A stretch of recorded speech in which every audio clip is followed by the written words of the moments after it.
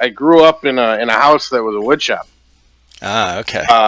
My dad was was afflicted with teen parency. So Right. there was a rush to find a place to live for him, his new kid, and his new wife. Mm-hmm. So my family had a wood shop that they basically chopped in half and turned half of it into the house my dad still lives into today. Nice. And the other half of it was a wood shop. For a while there, my bedroom had the door to go into the wood shop in it. So Wow. when you needed to go in the wood shop, you went through my room.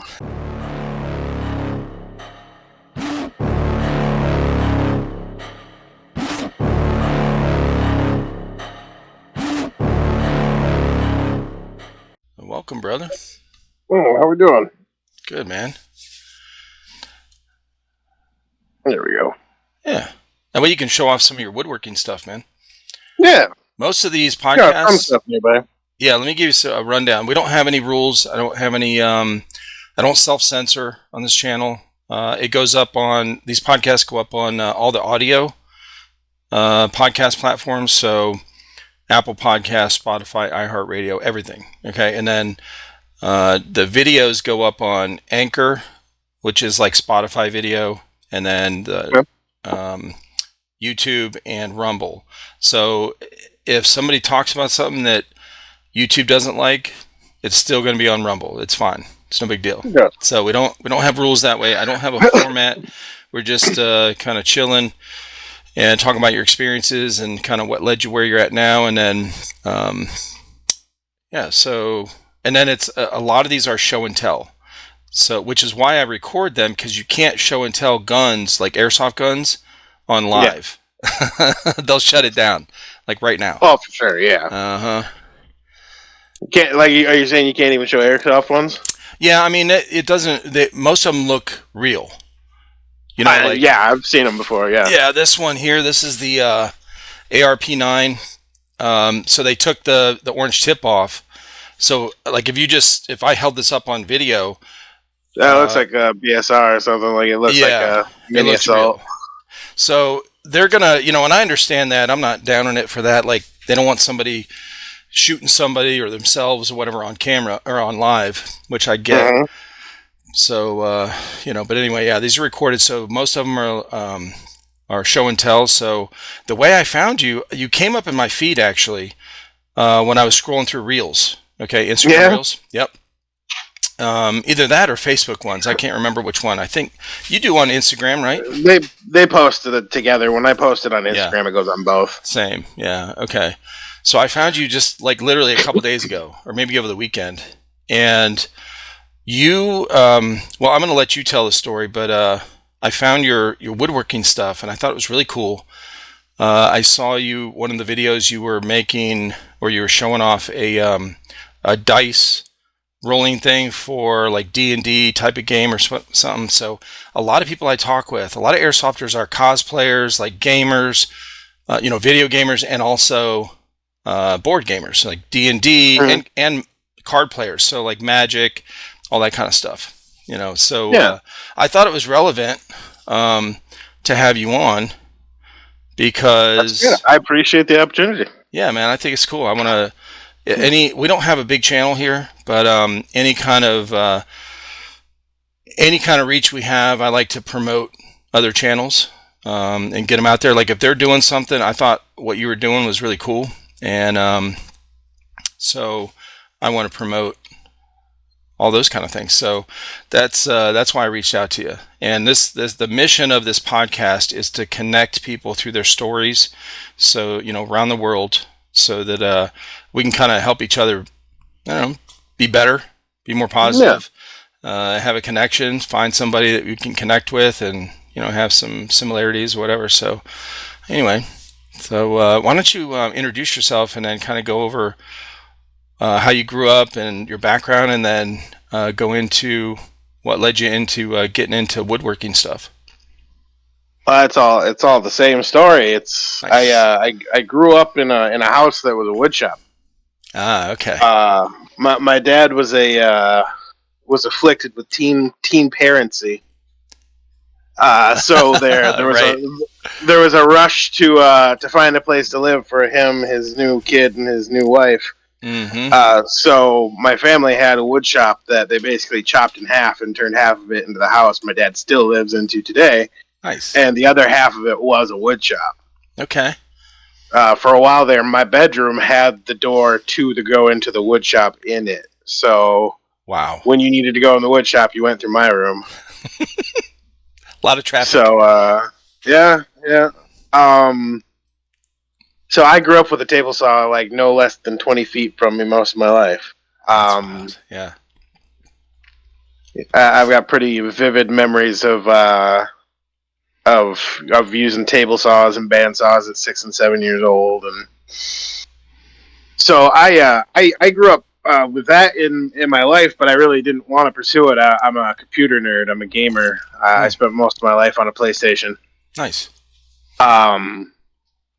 And tried to avoid the woodworking altogether, like as much as I could. But when you're a teenager and push comes to shove, and you have a choice of going and building houses with your old man or working at McDonald's, like the money from building the houses just feels way better. Oh, absolutely. So PlayStation. So let me ask, PlayStation 2. Did you ever play Siphon Filter? Oh yeah. Yeah, dude, that was the shit back then. Okay. Oh yeah. Mm-hmm. I don't remember that game. Metal Gear Solid, Siphon Filter. Bro. Yep. I was all about it. I played everything. I've been gamer nerd for my entire life. Did you play all the Final Fantasies? I actually have a tattoo of Cloud on my back right now. Whoa! What? Okay, that's a true fan. All right. Yep.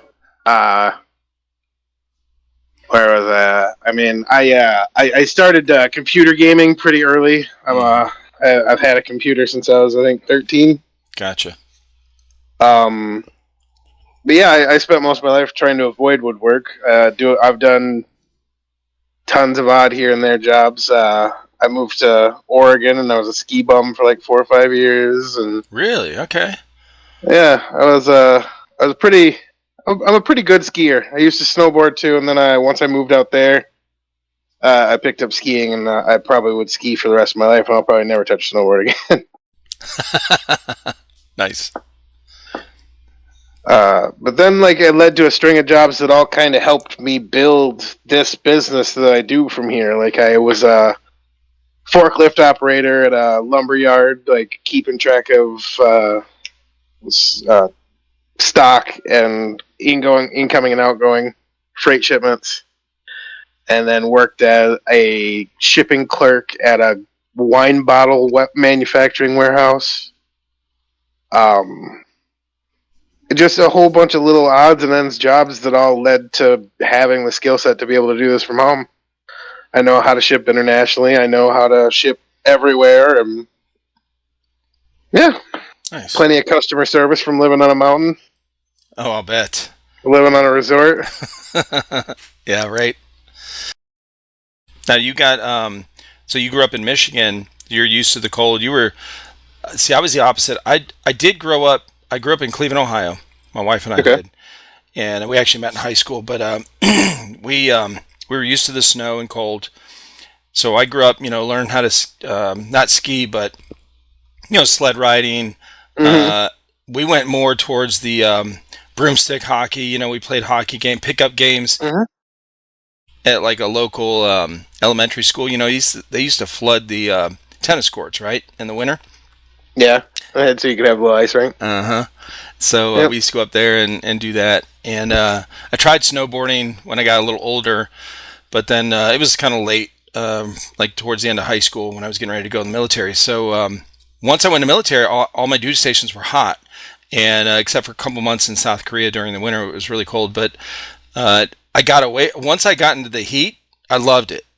I was like never going back. So I always gravitated towards like the water, like the beach, the ocean, sun, yeah, right.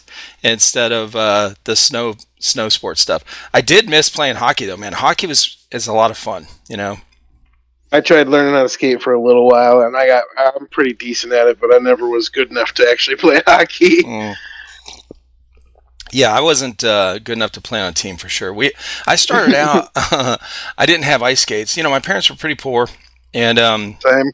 yeah. So my dad started out like when I was real little. He worked at this place called Massey Ferguson. It was in Northeast Ohio. They made tractors. So back in the Sure. day, they were so well known. They were as well known as like a John Deere tractor, right? Massey Ferguson. Yep. That was like the big thing. So he hurt his back when I was probably like 4 years old, and ruptured a disc. And they didn't know a whole lot back then. You know, in the early '70s. So uh, he got out of that, obviously, and so we didn't really have a lot of money because he couldn't really work too much. So my older sister, had figure skating, the regular ice skating skates, and they have the little teeth on the front, right? Yeah, I they tried do. playing hockey with that. So No, you you're can't. always leaning forward. So my toes It's would rough to catch. play hockey in those I spent a things. lot of time uh, landing on my face, okay, on the ice. But once I was like, I don't know, 13 or so, 14, I started working at 12 with a guy from church doing landscaping and stuff. Hmm. And before that, my dad was a mechanic, and I grew up helping him work on cars and stuff. You know, learning when I was 5, I'm handing him tools, right? Learning how to.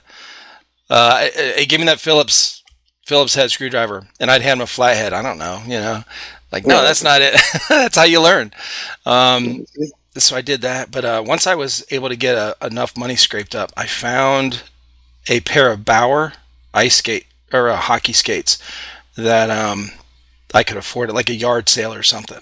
Man, I was so excited. Hmm. So anyway, that was the pretty much the end of my or the extent of my snow cold sports, And then once I got the heat, I loved it. We moved down to South Carolina here in 2007. So love it. See, the older I get, the more I don't want to be in the cold anymore too. So like moving south sounds fantastic. Uh huh. Yeah, I hear you. So you got so growing up in the woodworking thing. I remember the first time my dad had a shop, like a machine shop in his garage. Hmm. So we had like a small little Bridgeport type of thing. We had he didn't have a lathe, but he had almost everything else, big grinders and that kind of thing. And I remember real young, this is back when mechanics used to turn down rotors. So Okay. rotors would get warped or get a buildup on them. They would turn them a little bit. So uh, he could, he wouldn't use a lathe to do it. He would use the big sander and grinder he had. Yeah. And I remember these tools were like so loud and sparks were flying. Like it was pretty scary. And I can imagine when you're the first time you're getting around like a bandsaw or a chop saw or those table saws, man, they're pretty loud. It's My grandpa intimidating. was missing a finger before I was born, so they did a Uh, really good job at instilling the fear into me. I'll bet. Uh I'm the oldest living male in my family with all 10 digits, so huh. I'd love to Nice. keep it that way. Yeah. Right. Leave it to the middle, okay, baby? Okay, watch your show. Go watch your show. But Awesome. so yeah, they did a good job of instilling the fear on me right away because he was already missing a finger before I was born, so Uh huh. they got to pick on me with that as much as they could. Yeah, I saw a neighbor friend of ours. The girl was the same age as me. We went to school together. We were in elementary school, maybe about 8 or 9, and her dad was working in his garage. Same type of thing, grinders and cutting wheels and stuff. And he cut his finger almost off, but enough to where and he was a big dude. He was a fireman at our local firehouse. So he cut his finger while we were playing right around there, and we heard him kind of yell, whatever, like cuss, and then we Hmm. saw the blood running down his hand, bro. When you're young like that, you see that it's like like okay, I got to be careful, around these tools. I think the first real good one I got was somebody nail gunning their hand to the wall when I was like Woo, 10, 12 years old. bro, yeah, for real. Okay, But I can't remember what we were putting on the wall, if it was just Tyvek paper, like sealing paper or whatnot, but going through with a nail gun that had those little flange nails on it, just whop right through his hand. Mm-hmm. Not paying attention. Right. Well, seen all sorts of gruesome stuff.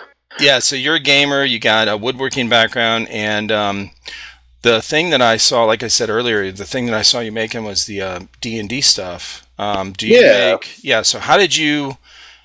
Like, what did you start out making, and how did you go into that, I guess? So I was working a terrible job I hated. I was trying really hard to come up with something to stay from home and do. Yeah. And I had the woodworking background, so I know that's always something that you kind of do on the side, right? So I'm looking for something to do, and I don't know if it was a Facebook ad or what, but I see a CNC machine pop up and like things that they could do with CNCs. And it brought me to this chair, and it was a rocking chair that was made out of plywood. But what they did was they basically just kind of MRI dissected the chair from the left to the right and just cut it out of pieces of plywood and stapled them together to eventually make this chair. And I never made one, but it was the spur to make a CNC machine happen. And then I led to other things that they can make, and then I ended up listening to. I was working a job as at a septic company pumping porta potties before I did this. Oh yeah. And I met a lot of those guys. I worked doing flipping houses, and we'd always order them, on site. Yeah. Call for the honeysucker. Yeah, buddy. I was that guy for a little while, and I don't really have a sense of smell, so the job never bothered me. Didn't bother you. I kind of have a sense of smell, but not really. Right. But yeah, so like I was listening to audiobooks all the time, and then those got boring because you run out of books, and then I just started listening to podcasts, and the Critical Role podcast came up, which led to me learning about wormwood, which led to me learning about dice boxes, which led to me realizing, I can cut these things with CNC machines. So I bought a CNC machine and started churning out boxes. Nice. And I had the idea, like I knew in my head, like I wanted to do it. Like I was like, I can make stacking dice boxes. I know I can, but I didn't know how. Like I was trying to make them with legs that look like little bento boxes. Tried all sorts of things, and then it was like 11:30 at night, and I was laying in bed, like almost asleep, and it just popped in my head, like that's how you do it, dude. And I said, oh, okay. And I got up in my boxers with nothing else on. I went out in the shop and I did what I do. That's my little secret. I keep that to myself still, but it's easy enough if you're a woodworker and you look at it close enough. But until that day comes, we're just going to keep that, tongue in cheek. Gotcha. So, yeah, 11:30 at night, my boxers out in my shop. I didn't even put shoes on. I was out there in bare feet. Made it all work, and then went back to sleep. Woke up the next morning and worked just fine. Nice. And I had to do a bunch of modifications, like moving the size of boxes around to accomplish some of the needs I did to make it work. But as long as I keep the boxes the same size and I keep the magnets aligned the same way for the rest of time, every box that I've made for the last 4 years should all work with these stacking systems. Wow. So you've been making them for that long? Okay. It's been 4 years. Yeah, a little over good. 4 years now. I think it was September of 19. So not quite 4 years, 3.5. Yeah, I mean it's going to be 5 years in September. Or wait, 19. No, I'm bad math. Oh, yeah. No, you're right. Good. The only reason I know is because our first video for this channel, for this YouTube channel, came out in April of 2019, and so I was talking with somebody a few weeks ago, and they were like, "Oh, you're coming up on your 5 year." I was like, "Oh shit, I am." That's crazy. It's crazy, right? It goes so fast, it was September of 19 when I got my business license. Okay. Yeah, we started filming. The idea for filming airsoft stuff came around in February of 2019. And then I thought, so me and my son, one of my sons we had started another YouTube channel called CNR Reviews, and we were doing reviews on all kind of stuff. And so that was actually before the Airsoft channel So I said, "Oh, let me film this airsoft stuff," because I thought it was cool, when they showed me their guns and stuff. And I said, "Let me film that stuff and put it on this. We'll do like a review on these guns and put it on the CNR review channel." So then they were talking about before. So we filmed some, and then before those were even released on the CNR channel, they were talking about mystery boxes, like unboxing of mystery boxes. Mm-hmm. And I thought, and so I started looking into it. I was like, bro, these are cool. So JP, one of their friends that got him an airsoft, yeah, let's all get these mystery boxes. So it changed. And I said, okay, well, we have enough content to make a whole new channel just for this stuff. So let me do that. Mm-hmm. So I started the channel and we started filming all that stuff. And that's what we did the first 2.5 years of our channel was unboxings and reviews. Mm-hmm. And then it turned into a podcast when my two boys that got into it and JP, they all got busy. They're all in their 20s. They got, a kid, they got married, they got a house, all kind of life, right? As starting a new career. Mm-hmm. Yeah, exactly. So, so then I was like, I don't want to stop doing stuff for the channel. And I was already starting to talk to people. And so I started posting these conversations as a podcast. So it started randomly, to be honest, just to keep some kind of activity on this channel until I could figure something out. And I enjoyed talking with people so much that I kept doing it. So, yeah. That's cool. Hey, this is my first time on a podcast, so I mean. Oh, welcome, man. Yeah, that's actually probably half of the people I've had on. That's probably their first time on a podcast or more. I think I've had a couple other people offer or something to that effect, but it's never happened till just now. So. Gotcha.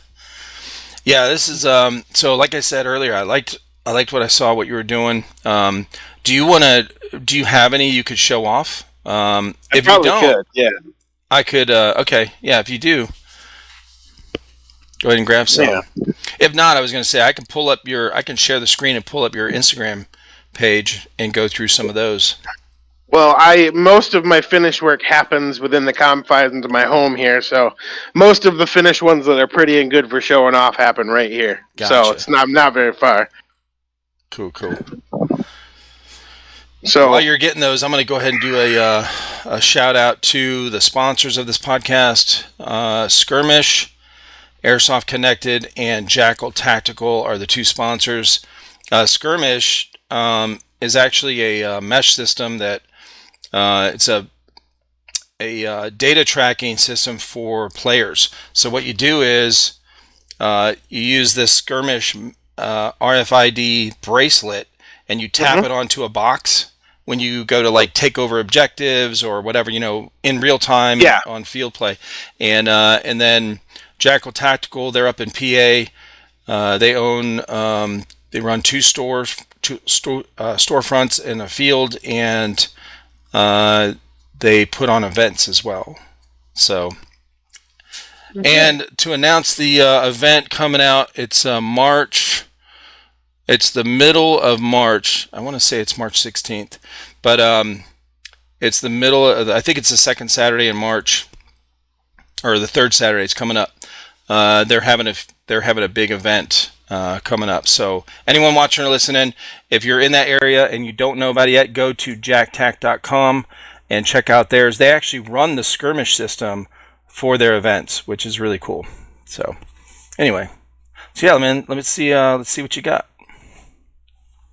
All right, so actually, I started doing these monthly raffles, basically just dollar entry raffles. Nice. And I just had one of my big winners yesterday that won a different box, but they got to pick between that box and this one. Oh man, terrible lighting. We got to fix that. Figure this out here. There we go. Yeah, that's much better, I'm sure. Well, a little better. Yep. There we go. Pay attention to the camera. So this was actually my first dice box, the very first one I developed.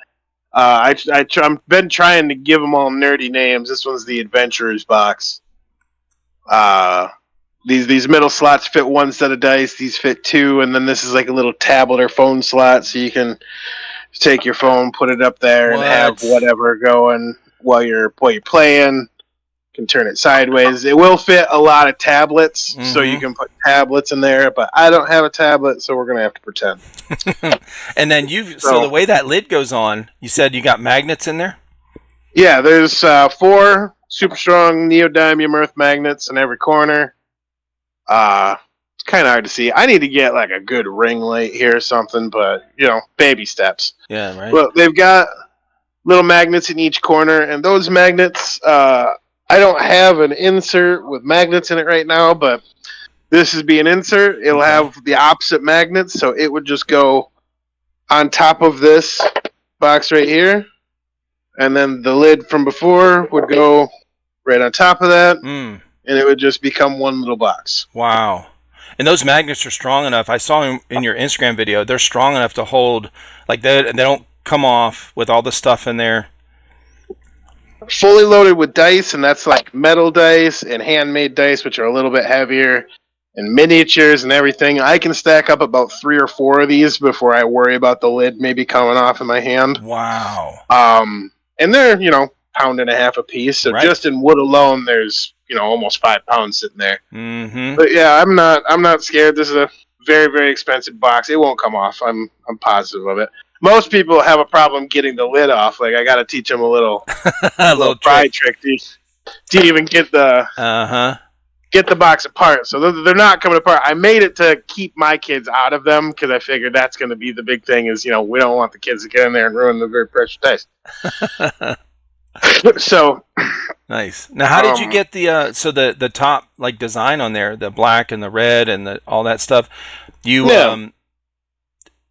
Is it burnt wood? What kind of stuff is that? It looks really nice. I don't use any stains. I don't use any paints. I won't even use them upon request. If people ask for it, I tell them no. Because any color combination that you want to acquire with stain, I can most likely produce with normal natural wood for a very similar price. Really? So, this black wood here is fairly expensive. The purple wood is, mid-range stuff, but it's just that's natural. It's terrible to work with. That's the natural wood color. Yeah. What? This is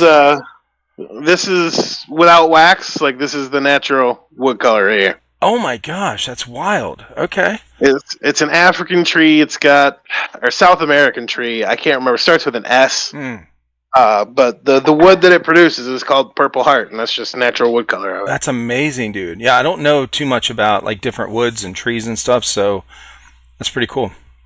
Most colors show up naturally in wood at some point, except for blue and green. And then there's even some exceptions with green because like poplar has a little bit of green. There's a couple of other pale woods that they're really pale greens. They're not like a striking green. So you're not going to get any natural blues and you're not going to get any natural greens. Okay. But every other color you can imagine is there until you start to get into blues. That's wild. Okay. Interesting. There's red and black and white and orange. There's like a blood orange one. There's just about everything. Wow. My wood supplier is actually bellforestproducts.com out of Ishpeming, Michigan. Nice. They're good guys up there. They do. So you go local. That's awesome. It's UP's pretty much its own state. They have every right to want to be the 51st state. They're good guys up there, but they're different people. What is it now? The Upper Peninsula of Michigan. So they want to be their own state. I don't know. I mean, I grew up in Cleveland, and I've been to Michigan. I have cousins in Sterling Heights, but next to Detroit. But I don't know what this is. They've applied to be the 51st state probably a dozen times. It always gets turned down. That's great. Oh, I didn't know that. Okay. Oh yeah, they want to be their own state. They've wanted to be their own state for a long time. Oh, okay. That's cool. I mean, there's a giant water mass that separates us. The only thing that connects them to us is a bridge. So are they by Canada then? They're connected to Canada and Minnesota. What? Okay. Or is it Minnesota or is it Wisconsin? Wisconsin. I can't remember. One of those two, yeah. Wisconsin, I think. But yeah, they're connected up there to them. They're not connected to the Lower Peninsula at all. That's crazy. Well, that makes sense then why they would want to... Bridge. Yeah, okay.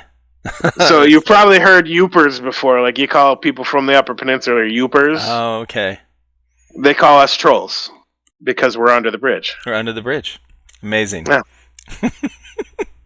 So That's hilarious. yeah, I get all my wood from up How there. did you find them as a supplier?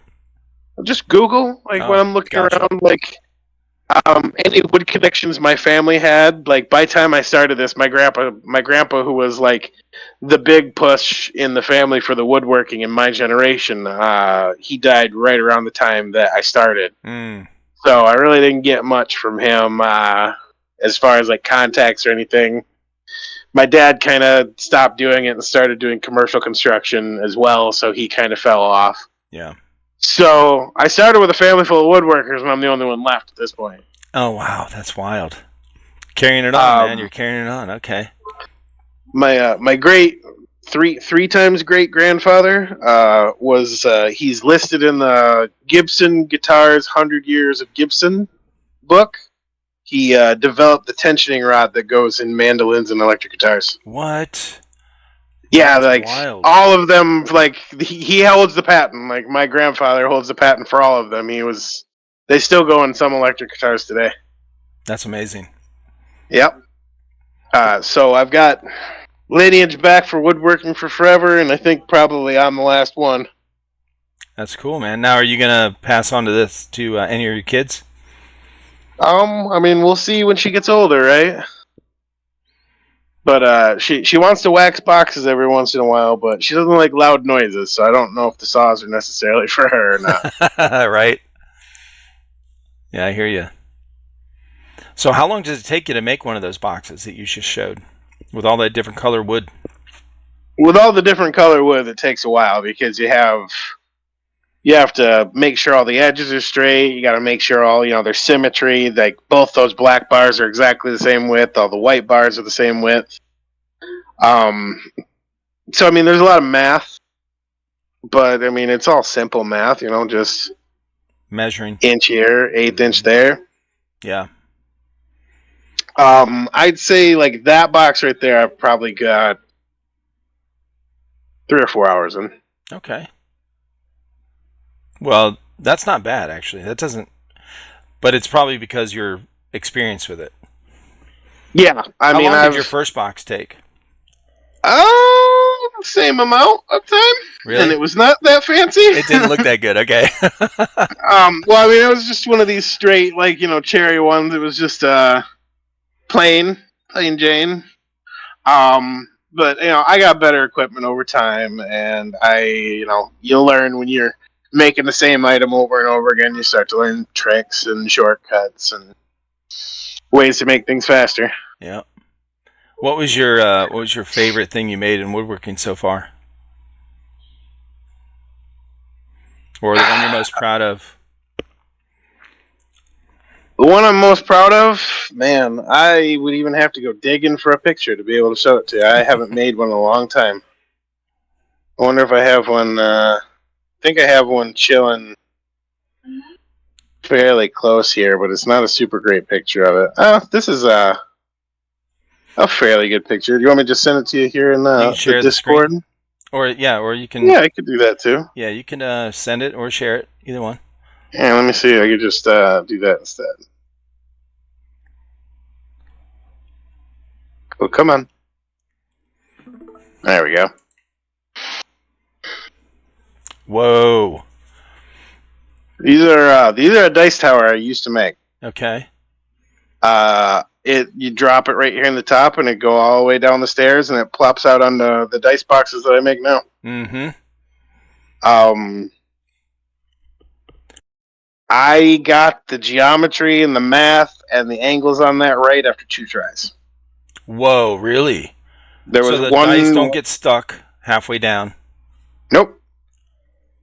Every once in a while, if you have like a super bouncy dice, it might bop out. It might fly off coming around that first corner. Mm-hmm. But it's like 1 in 100 maybe. Gotcha. And that's really just depends on what dice you're using. If you're using like a heavier dice or, not handmade dice, like they don't fly out. Handmade dice tend to see a little bit bouncier. Okay. So these things, how did you make that whole thing? Like, is that CNC'd?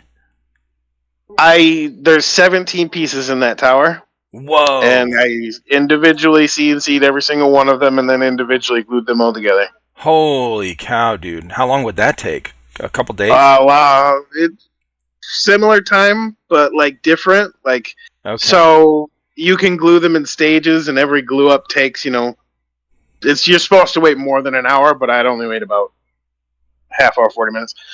But that's because like when you're stacking it, like you're putting on two stairs and you're compressing it, you're putting the pressure on, you're letting the glue cure, and then you're taking the clamps off and putting things on that exact same pressure point and then reapplying pressure immediately. Gotcha. So it's like the pressure's gone off of that original glue for maybe 2 minutes. So it's not like, and then you're reapplying it, putting it right back down because you want the pressure for the next layer. That makes sense. So I could kind of like, if I had one day where I had 10 of them going at the same time, and I would be able to cycle through them. Like by the time I finish the first one, I go to the second one, and then by the time I finish the 10th one, I could come back and start gluing the first one. Gotcha. Okay. But that's an all-day ordeal. I technically can, before cleanup and sanding and everything out, I can assemble about 10 of them in a day. Mm-hmm. But it looks awesome. I've had a problem of undervaluing my work for a long time because I used to sell, not that one there, that one's very special, but like this middle one here, this yellow cherry one here, I used to sell those for like $85. Gotcha. And that's way too low. For a custom work, yeah. And these boxes I used to sell for $75, and that's way too low. And that's even only 4 years ago. That's way too low. Yeah. So I did a poor job of valuing my work, and I'm trying to recover that and like bake it up and maybe bring back. I don't know if you're still seeing the screen. I'm trying to move slow so we get to see. Yeah, you're good. Some catalog here. But I've gotten amazing pieces there too. I've gotten over undervaluing my work a little bit, but it's still a work in progress. Yeah. But I stopped making these dice towers because it feels weird and hard for me to charge like $250 for them, which is what they're probably worth. And not a lot of people want a $250 dice tower. So yeah, this is probably actually the prettiest piece that I've ever made. Yeah, it's beautiful. Now, how do you get that kind of grain? Is that from like winning the lottery? Finding it before someone else does? Oh, that's crazy. Right?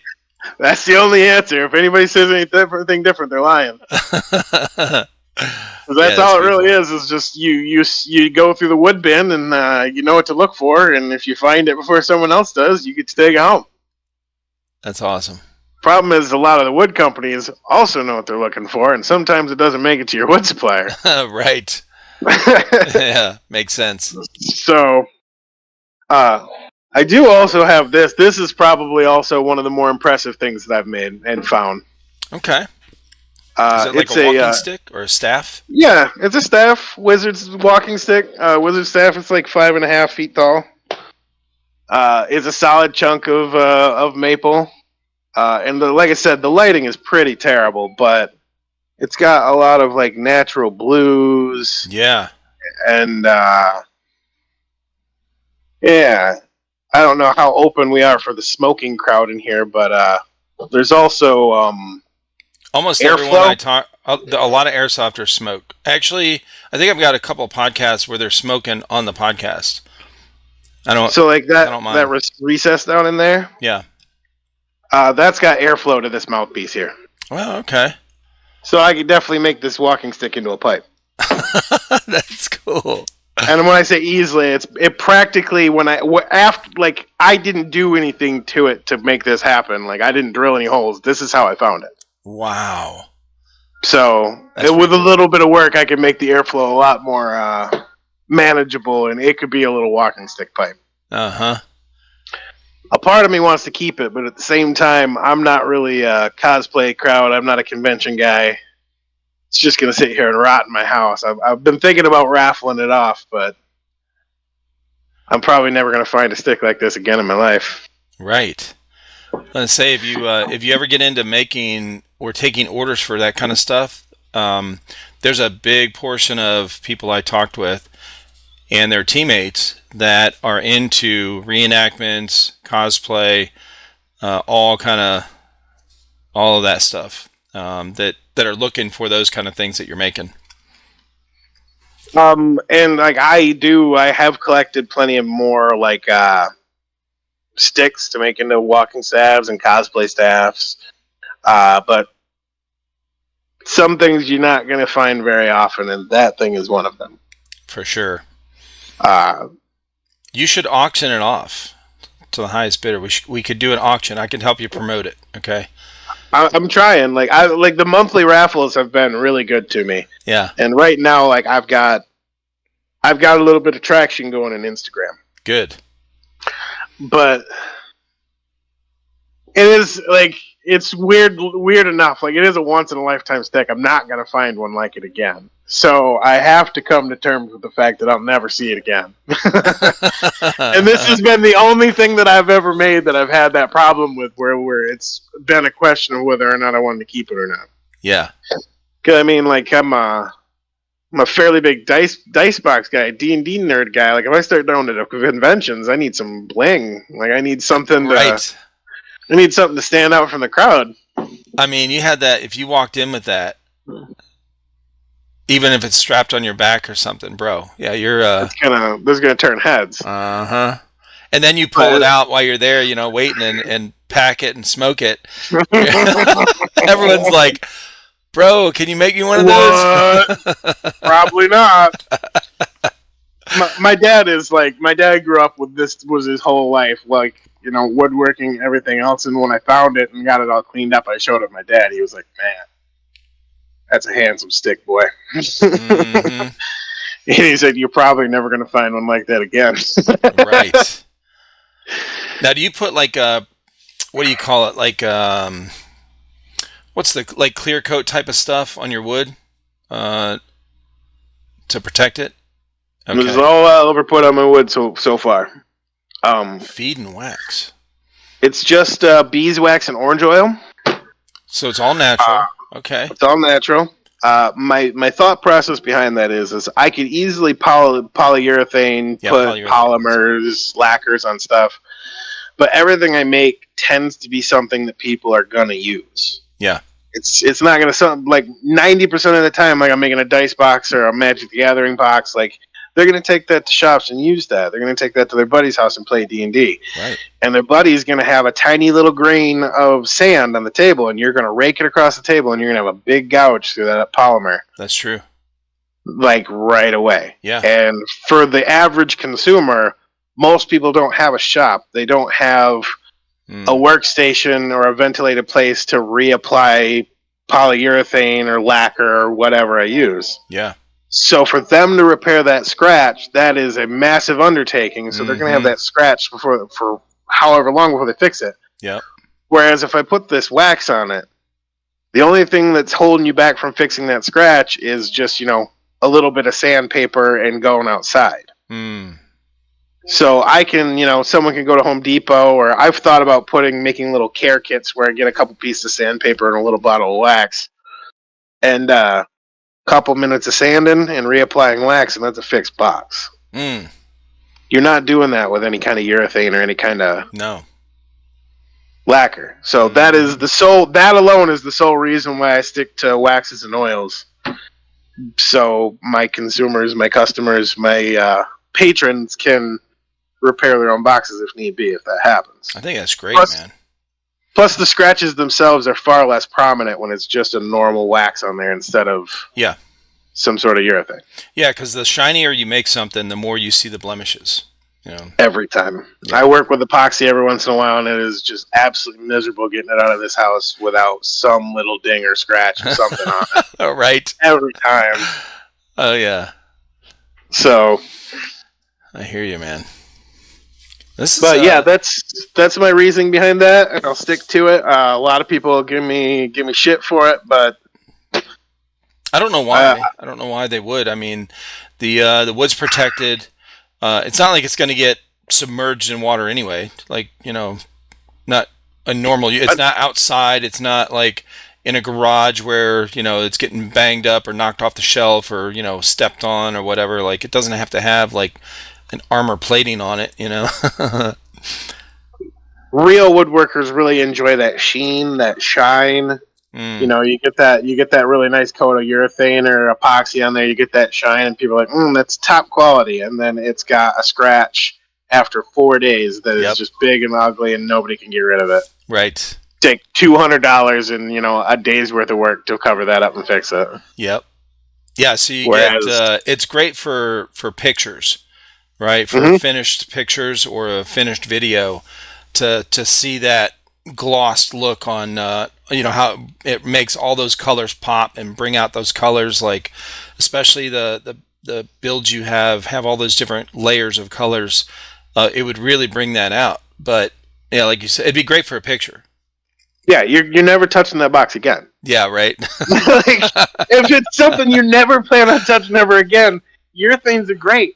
But like, I want these to be used. I want people to touch them and use them, and most people are gonna. And this at least gives them the opportunity that, like, I could teach anybody to fix that scratch. Like, just follow this one direction, never go the other way. Solid. Like, you fix it all by yourself. I believe in you. Right. Hell yeah, man. Well, listen, brother, it's been great talking with you. I'm really glad I got to meet you. I hope that this podcast gets out to a lot of different people that. Well, I know on our end, it will definitely reach a lot of people that are interested in what you're doing, and have a lot of similar interests with that. And I would love to see you get your stuff promoted any way we can. So, appreciate the opportunity. Let me come on here and talk for a little bit. Absolutely, man. Where can everyone find all your stuff? Most everywhere. I'm pretty sure actually everywhere. I'm Hexwood Creations. I'm on TikTok, Instagram, YouTube. I've got my own website, hexwoodcreations.com. I seem to spend most of my time on TikTok and Instagram, but I think I'm gonna maybe spend a little bit more focus on Instagram here in the next few months. So it's been kind to me, so I need to give it attention. I hear you. Awesome, man. Well, thank you so much, man. I appreciate you. And anyone watching and listening, go check out this guy's stuff. I'll have all the links in the video description when this comes out. This will come out next weekend, and we'll promote it up until then. Fantastic. All right, brother. And there are instructions for my raffle. If you don't want a dice box and you win, I'll make you something of similar value. I'm not too fussy about it. You're just gonna have to wait for it. What? Okay. I know. If you want the item I already have made, that's instant. But if you need me to build something, you're gonna have to wait for a minute. Of course. All right, man. I appreciate you, brother. All right, you take care.